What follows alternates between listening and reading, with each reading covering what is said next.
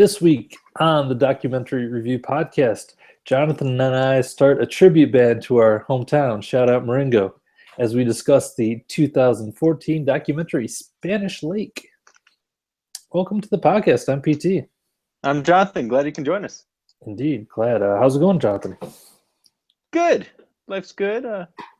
Living the dream out in Colorado. It's been a beautiful week. Had a couple days in the 70s, so Yeah. It's in the, I don't know if it was reached 70 today or if it was in the high 60s, but we were definitely playing outside in our t-shirts and playing frisbee and stuff. And it was fun. Sweet. Nice weather. And speaking of nice, man, we've been crowned as basically by Apple as new and notable, which you could really argue with both those things. I think I'm not sure if we're technically not new. Are we notable? I don't know, but it's pretty cool because that's like the thing that when all podcasts are launching, they're trying to get on that new and notable list. Cool. We're on the hoity-toity. That's it. Land. Thank you very much, Apple. I think it's mostly because of the size of my hands. I don't know if that's. I don't know. His fingers are looking a little stubby on the webcam.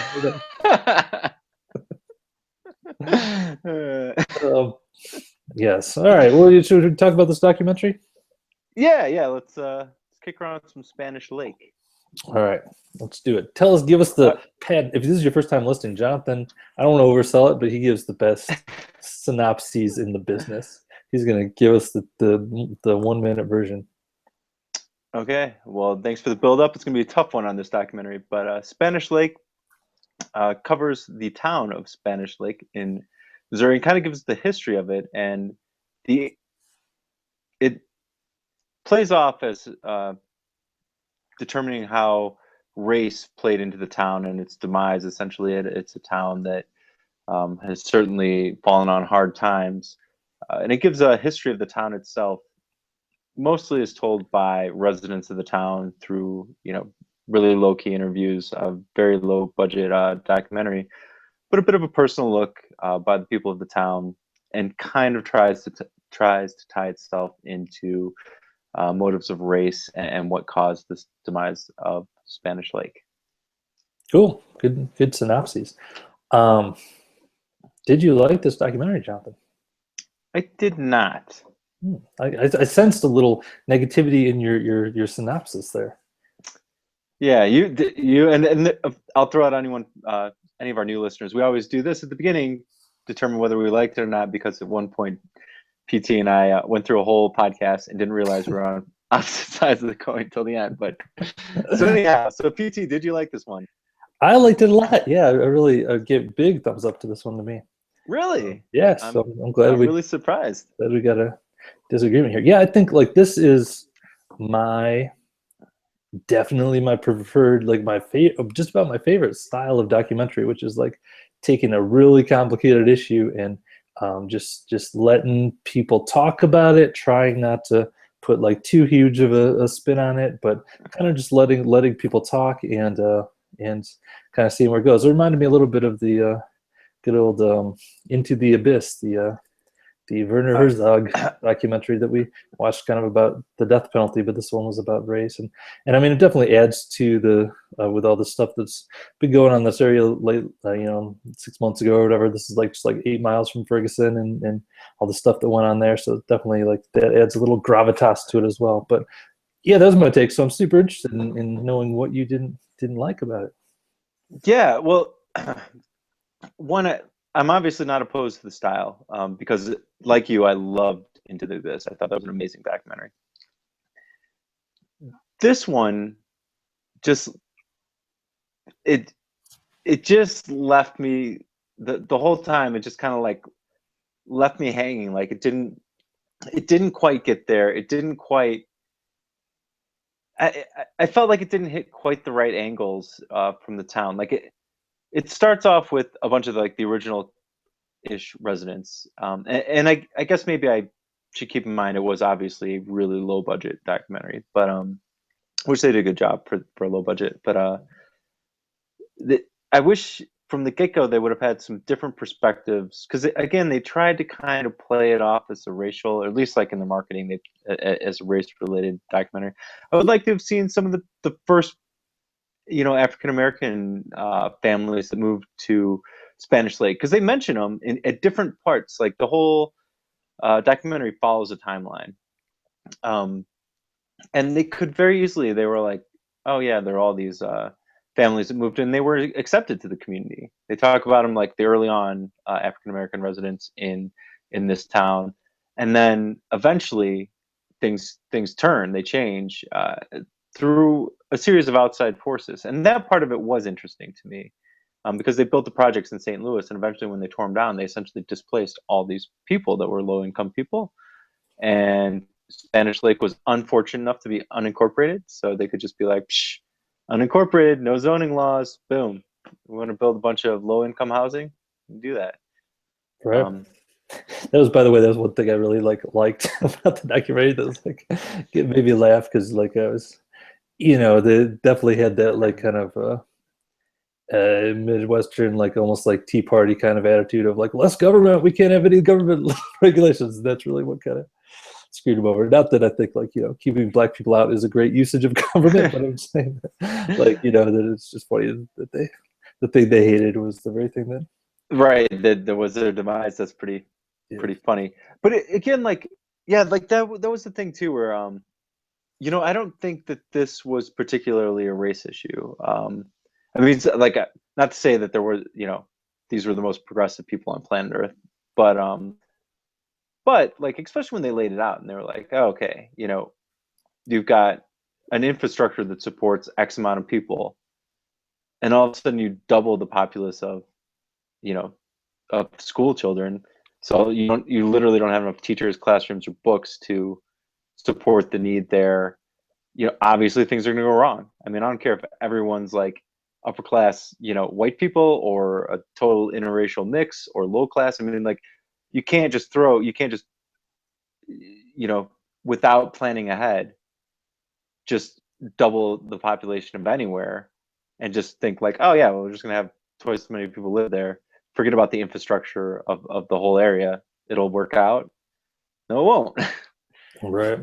Yeah, but I mean, I don't know. I definitely disagree with that just because the like I don't know. The whole interesting part to me was the whole thing basically of like the people leaving was like it's like a really super interesting thing and like the um such a tough and complicated issue like and I don't think you can say it's not about race just because of the many racist things that were said by people like there people being like hey me and all my neighbors made a vow not to sell to any black people or whatever and like all the it definitely was a white versus black thing like I mean if you look at it more closely it's probably just as much of a economics thing than that but It, I agree. I agree that obviously there's, some racial issues in the town for sure.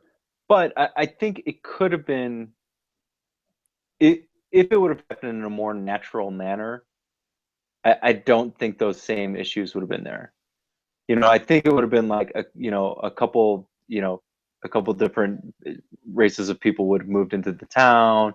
And yeah, there probably would have been some people that would have been jerks about it and other people that would have accepted them. And over time, I think that's how you get those interracial mixes, and it works. I think it doesn't work or if you just are like over an incredibly small period of time you throw in an entire race of people, and in this case it was the impoverished. You know what I mean? It wasn't like a bunch of black doctors moved into the neighborhood and they were like, oh, these guys are cool. It was like, okay, these people are all already had a generation of essentially neglect. They're in the projects in St. Louis that were neglected altogether. These people had everything against them for a generation, and then you displaced them. Then you tore down the one place they had to live, and then you're just like, go wherever. And of course, like that's just an ill-equipped community to go in anywhere. And yeah, I mean, like if had they been white, I mean, like yes, it would have been different. Yes, race was part of the problem, but I think the bigger problem was the displacement of people that were ill prepared for their environment. sure. Yeah, I mean, I guess, but this is, this is not like a one isolated kind of thing. I think this is just like an example of in, recent American history, how it's been very hard for Black people to like get out of poverty stricken areas, because when they do go to a new area, white people leave, and then property values drop, and then people who are poorer move in, and then suddenly that's a crap area too. It's Right. a pretty, it's just a phenomenon that makes it tough to change your circumstances for a lot of Black people, I think. Yeah, I think that is a tough thing to change, but like I thought there would be more of a smoking gun in this. Like just going into it, I thought there was going to be like, some Black families moved into the neighborhood, and then boom, like, people are losing their minds and they're selling their homes, and it didn't really seem like it was like that. Right. Because I mean, and it was a bit of a self-fulfilling prophecy for sure. There was an element of that, and there was an element of race, but when when like, it didn't seem like people were really like leaving until things did get bad. I mean, I'm sure there were people, again, I'm sure there were like some really racist people that were like, yeah, an African American family moved into our neighborhood, boom, we're selling our house and moving. But it didn't seem like that was the case, like, because they do go through like a really pretty long timeline. Do this? Well, I mean, I guess technically they started like 1900 or 1890 Right. or something like that, but they fast forward pretty quickly all the way up to like, again, that's like the key turning point, because the town started to have, it's kind of started off as a farming community, more or less. Certainly predominantly white. I think it was like 99% white and 1% Black. And then it started to shift really quickly, but it wasn't until those projects were torn down and builders started building all out in the surrounding communities. And they didn't just build homes, they built low income housing, you know what I mean, apartment complexes, and they started to do Section 8 vouchers. So it wasn't like they were just picking random samplings of the African American community. They were flat out moving people from projects into a different area. So that's the interesting, like, really complicated issue to me that I think is this kind of raises, like, what do you do with really poor people? How do you help them? Do you stick them all on a project and say, oh well, what's the best way? And like, I don't think there's, what I liked about the documentary is they weren't like, oh, here's just like an answer to that or anything. They were just like, oh, here's an example of something that was tried and a way it went basically horribly wrong for a variety of reasons, and there was no easy answer or anything like that. So I really appreciated that, I guess, in the documentary. Yeah. One thing that turned me off on the documentary right away, which I don't think was the case by the end of it, but it totally turned me off when I first started watching it, was they started talking about like the concentration of African Americans in St. Louis, specifically in the projects or whatever. And I think before they even got to that point, they were just talking about like whatever and they use these like this like black mobile ink blob or whatever, where it really made me feel like the guy that was making the documentary was like saying like, this is like the horrible bad spot or whatever, and like, right. and like just the graphics they used and the tone they did use it in too really was, I was like, man, it seems like the dude making the documentary is a pretty racist dude.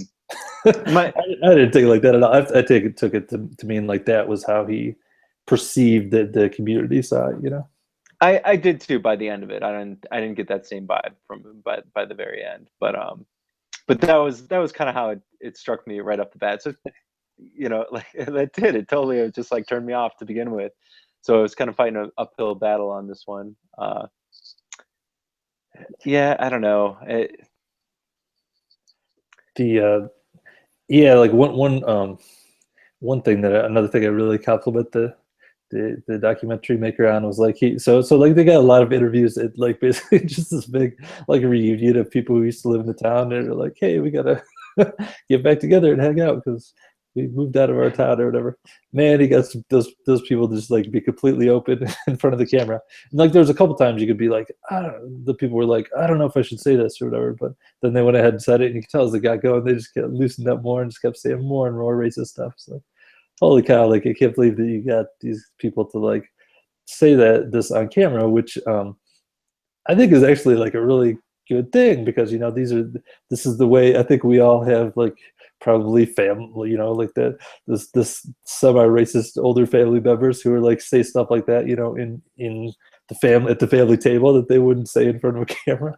So I think it's good to shed the light on that kind of stuff. Sure. And I'm just amazed that he got the people to say that stuff on camera. What were your shocking things? Like, what were the kind of things that, like, what sticks out in your mind that you were like, wow, I can't believe they just said that?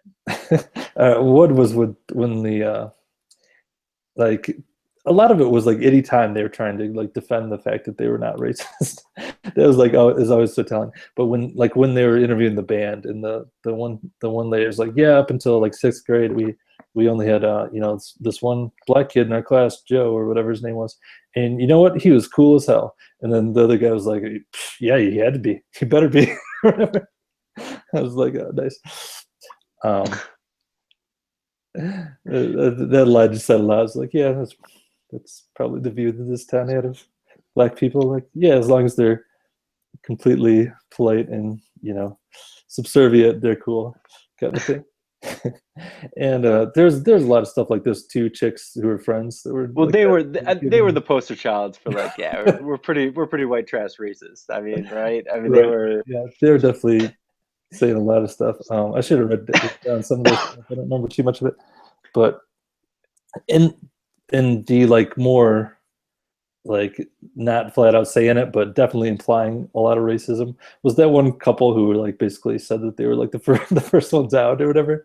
Those were the ones who were like shot like in profile. You could tell they like wanted to say it a certain way and all that stuff. Yeah, you could tell, and she was like you could tell she was very type A. She was a very well kept woman for her age. I'm sure right. Dinner parties are lovely.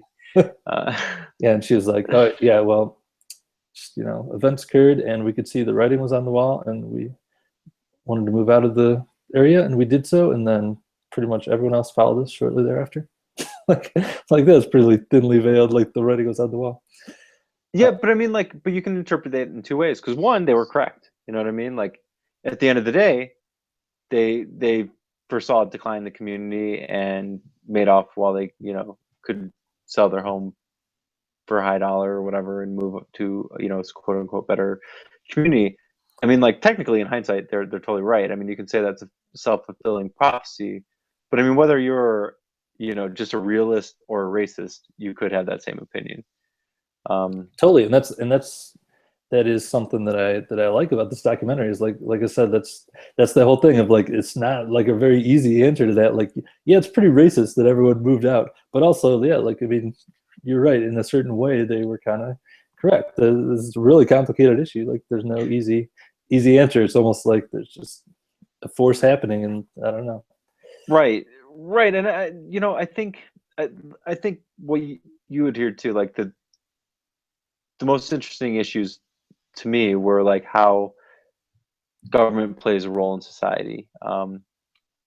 Because again, to start off with, like, even if you rewind and forget about Spanish Lake for a minute, I mean, like, projects were a horrible failure.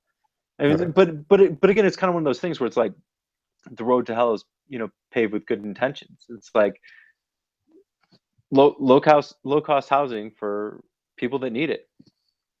Can't argue that. That's great. It's a great concept.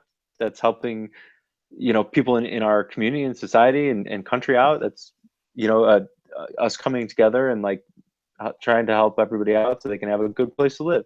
It's a great idea, but it's horribly executed by public housing. It didn't work at all. It created horrible environments and obviously like tons of issues with it. So, we know that's not the answer. I guess we're still learning. Hopefully we'll find a better solution. Right. If you have one, I've heard that the Republican Party is like desperately looking for someone with good ideas to come in and save them. So if you got anything right now, you can pitch yourself as a candidate for president. Ooh, interesting. Well, one, I don't want the job or anything close to it. Uh, although I would take it if it kept Trump out of office. Ooh, tried to try to lay off politics in this, but no, I would think that the real answer to, and it's not that it'll never sell in politics because it's a real answer and it can't happen overnight. Like the beauty of projects is you can build a building essentially overnight, you know, in a very short amount of time. It pays a bunch of construction workers. It is an immediate influx of funds, and theoretically it could have worked. You can sell that idea in politics. The real answer is focus money on education for everyone, especially the underprivileged. You know, people in the lower class and lower income brackets.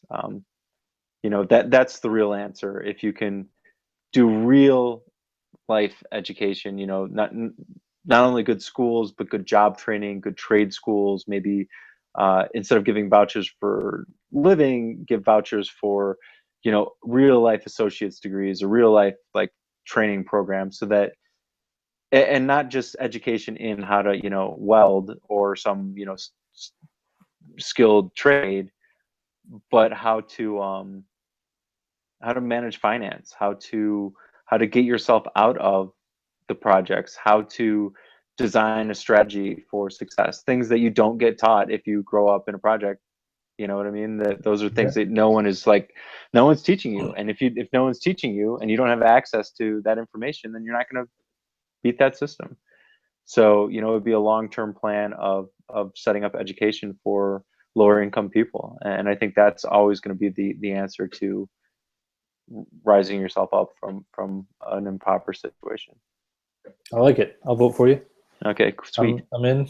I'm in for that long-term theory. I could just see how far that'll get you in presidential politics. Like, Right. People would be like, it'll take 38 years right, before it begins to show any. In one short generation, our country is going to be amazing. I will be well out of office, and you guys will be. You won't even hate me anymore. I'll be completely forgotten. But at that point in time, you're going to be like, man, that guy, right on. Like things are much better now. Yes, indeed. Yeah, you can't sell it in politics. That's the problem. Yeah. One criticism I did have though of this, and like I didn't feel like it was that as low budget as you do. Like I mean, it certainly wasn't like huge budget, but I didn't like like a low budget feel from it. I was like, oh, this is about an average budget of a documentary that we watch. But one criticism I do have of it though is like the musical choices I think are really poor. Like especially when they were doing the interviews, like it seemed like there was always like ominous music playing when people were talking. Like I was like, all right. Didn't like the musical choices. Okay. Yeah, they didn't stand out to me. So, and I also, yeah, I should not do this too. I also had to watch this documentary in 3 settings. So I just didn't have a blocked out hour and a half or whatever this week. So Right. I had to do it in little chunks. Maybe that detracted from my enjoyment of it, but yeah. Yeah. Also, there's another thing I liked is this just had some great interview subjects. Like the guy, I don't know if you remember the guy with the stick who was just really angry. Yeah, He kept like totally. gesturing the stick. That guy was that guy was so angry. I was like, wow, this guy is really, really angry. And he had a stick and he was waving it around. Yeah. Yeah, and you know what? I think maybe like I just didn't like those choices. Like I didn't like the fact that like you know, I wanted somebody to come in and be like, well, here's an idea, or here's like Right. here's my thoughts on the subject or anything, you know, but everybody was just like, oh, you know, like told little anecdotes about, you know, growing up with Spanish lakes here and there. Right. It never seemed to, nobody had anything that was profound or went anywhere. And like, I mean, like, yeah. Like it didn't shock me at all that like when you were saying, you know, some of the subjects said things and you're like, I can't believe they said that on camera. Like it didn't shock me at all. Like when you had those 2 girls that were, you know, essentially lower class and yeah, I guess I'm a bigot jerk too because I look down on them to a degree. Right. And of course, they said the things I thought they would say when they were like, "Yeah, you know, our family was like, you know, promised not to sell to blacks, but then we did," and you know, like I All was like, right. "Yeah," you know, and they're talking about like how they got in fistfights in school with different kids and girls, and the one girl got beat up, and the police came in to get her, and all that stuff. And I was like, "Yeah, okay, keep talking because you're just reinforcing everything I thought about you." But Right. Right. and it didn't surprise me they said that on film. I'm sure they look back and they were like, "Yeah, that's pretty cool. Just glad to be." I guarantee it. They had all their friends over and like, "Yeah, here's the part that we're on Spanish Lake. You know, it's on Netflix. Oh, this is so cool." Where obviously, you know, yeah, Yeah, like another one that I was just like, oh man, it's like the one girl who was like, you know what, we like totally faced, like I understand like the black people have had hard times, but we totally faced racism too. Like I got called white girl, I got called I got called cracker. Like yeah, totally. Like that was like her big examples of like how the terrible racism she's faced in her life is that she was called a white girl and cracker. right. Well, I mean, like, you know, yeah, okay. So there's not so much there, but like, you know, she was the minority at that time. Finally, because she's one of the younger subjects. Some technical. You still there, PT? Yeah, you're breaking up, but I hear you Okay. now. All right. Cool. No, I was just saying she was. I think if I remember correctly, she was one of the younger like interviewed subjects. So and there was a point when you know they keep throwing up like stats every decade during the documentary about like the um, percentages of race in the town, and it very quickly goes from you know 99 to 1 99% you know white to 1% African American to quickly jumps to you know whatever 55% in you know in the matter of 20 years you know African American and 45% white, and I think it keeps going past then, doesn't it? Yeah, yeah. I don't know what the final numbers were, but Right. So I mean like yeah, I mean like I obviously okay, yeah, no you know Caucasian person can really play the race card ever, but you know, it was I'm sure a rough environment anyway by the time she got there. Sure, yeah, yes, did she know the plight of being an African American in the United States? No, she did not. But right. Uh, yeah, I don't know. I just thought like just the tenor of like everyone's tone from those like from the couple staying on their profile to like your white trash people like just I don't know. That's like in you know maybe they did a billion interviews and these were like you know the 20 that they picked, but it was like there's just like the undercurrent of racism through every single interview it seemed like to me. Uh, yeah, you know, yeah, I suppose so. I guess I didn't. I mean, like, I maybe it's just because I like to look at people in a good light through rose-colored glasses or whatever. But I would like to think had the circumstances been slightly different, that those same people would have been you know could have had an interracial community at this point. You know, they wouldn't have moved and left their homes. Again, I think if it would have been a gradual, natural transition, you know what I mean? Where just like people moved into the neighborhood from time to time. You know, you get one, you know, like when they were because everybody kind of mentions the first, you know, black families in town. No, there was no mass exodus from all the white people. And then, oh, you know, I think if that progression would have continued, you know what I mean? Those the African American families that moved in would have had relatives or friends or family move into town as well. You know, I'm not saying like racism would disappear overnight, but eventually, you know, you get a bunch of good people living together, they're going to get along and they're going to see past color. I just believe that about people. But the problem occurs when you're like you're not just getting a bunch of, you know, random samples of the populace, you know, good people, bad people. I mean, like any race, any creed, you're going to find people that are really cool, really helpful, awesome neighbors. You're going to find people that are dicks, you know, that are just natural jerks. You're going to find, you know, people of every type. And when we all blend together. And I think that would work there too, except all of a sudden there's a huge, huge influx. And like, and there was real things then at that point, like when they showed the police, the video where they've got violence and shootings in these Section 8 housing complexes. Not saying that everyone there was bad, but there was certainly, that's a real bad element. I Sure. doubt they had murders in Spanish Lakes prior to that. And that's when you have that's where you get that generational jump, is when you got, you have an older generation that might actually, truly be racist. And then you have that next fledgling generation. The older generation isn't pushing racism, and that young generation is open to the idea of like civil rights and equality and all that. And then you get that cool neighbor, and they start to know some people, and they start to know more and more people, and they're like, okay, cool, yeah, civil rights are awesome, and I'm, there's no need for racism.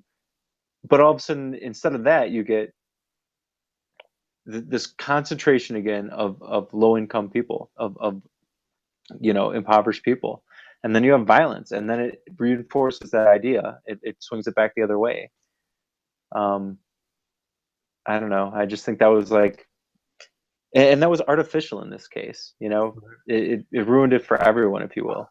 Totally. Yeah. I mean, yeah. Like I said, that's kind of what I like about this, is there's no easy answers. But, and like I get what you're saying, but I mean, the whole white flight thing is like a very common thing that's happened a lot in our nation's history. It's not just like this is one isolated incident. And maybe True. there's been a lot of this kind, these kinds of situations that have crept up. I don't know. But yeah. Again, I guess I haven't studied it enough. Probably, like I haven't, like, I mean, this is probably one of the, like especially for like a case study, like to actually see what went down, not just to say like all the white flight stuff I know about is like I just stereotype it in my mind, like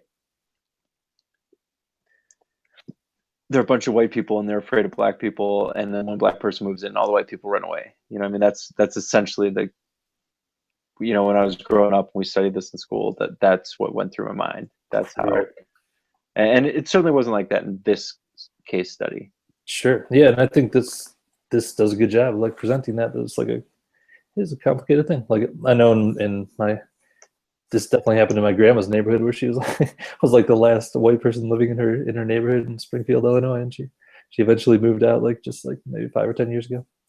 But yeah, and she would always talk about how, oh yeah, it used to be all white here, and then slowly they just started moving in. And but that sounds like such a grandma thing to say.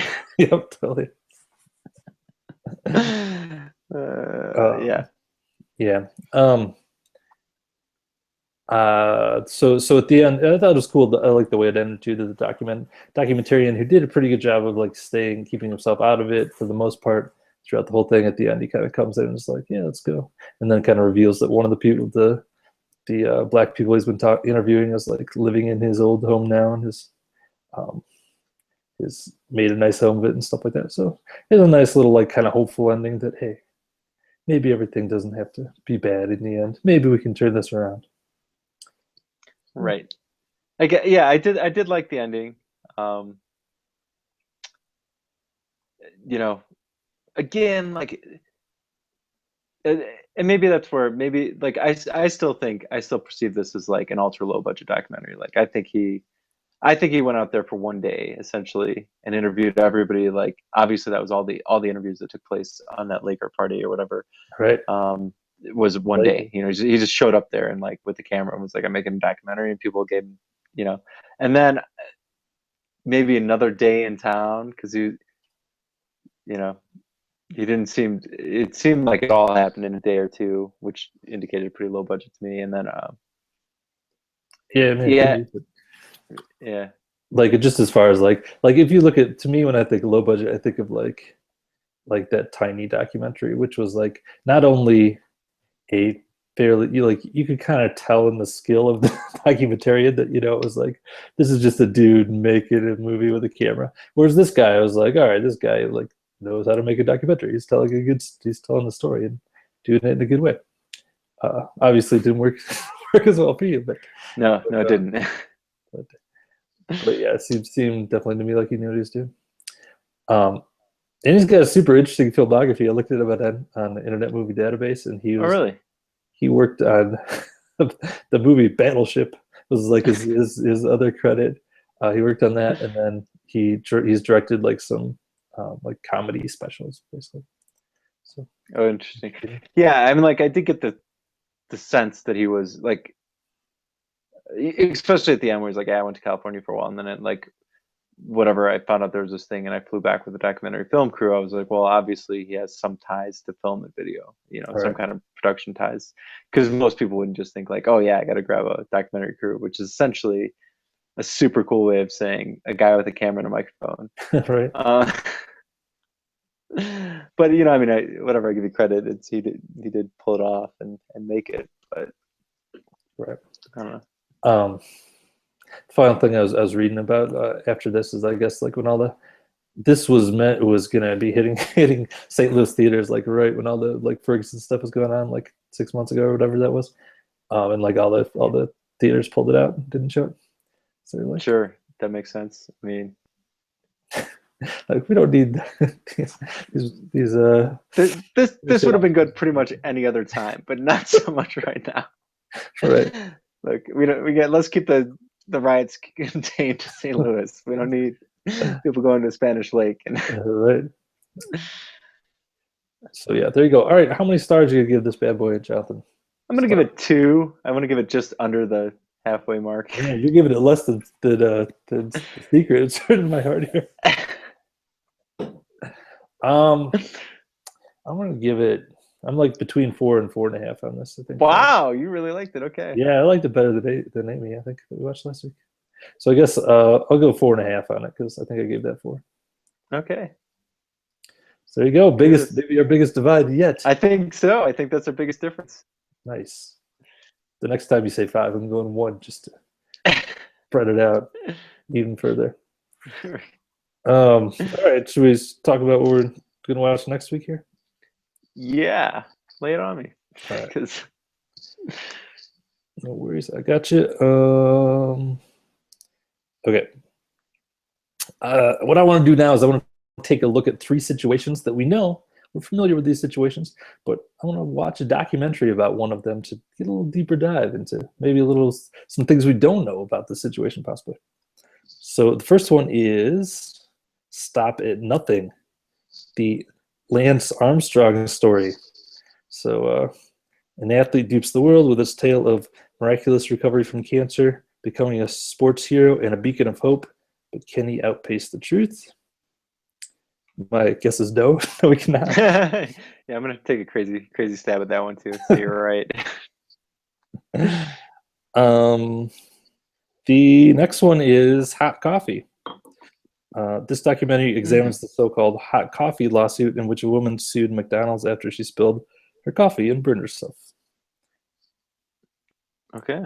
So I remember hearing, gosh, we had to be pretty young when that happened, because I remember like hearing about that like when we were kids, wasn't it? That was a long time. Yeah, we were pretty young when that, because that did happen. I mean, there was a woman that did. Yeah. So, and it did.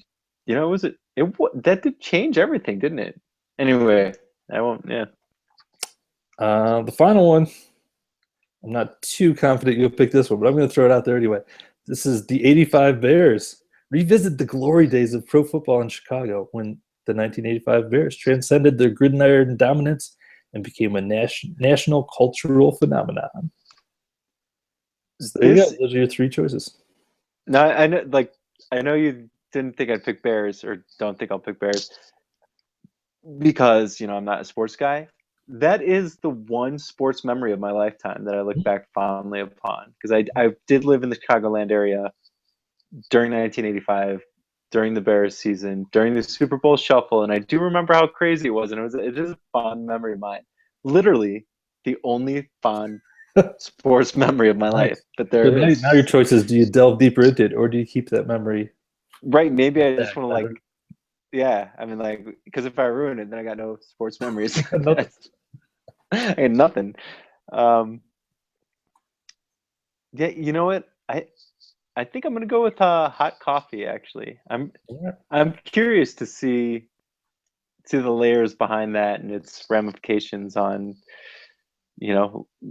lawsuits and corporations and where that, how one cup of coffee can change the world. Nice. You should have written their tagline.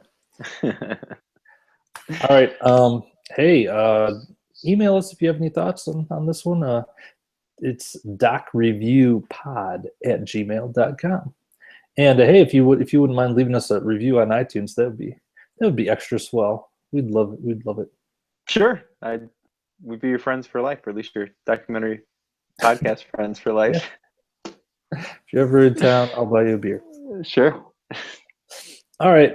Thanks so much for listening. We'll talk to you next time. This is PT. Keep it real. This is Jonathan. We'll see you next week.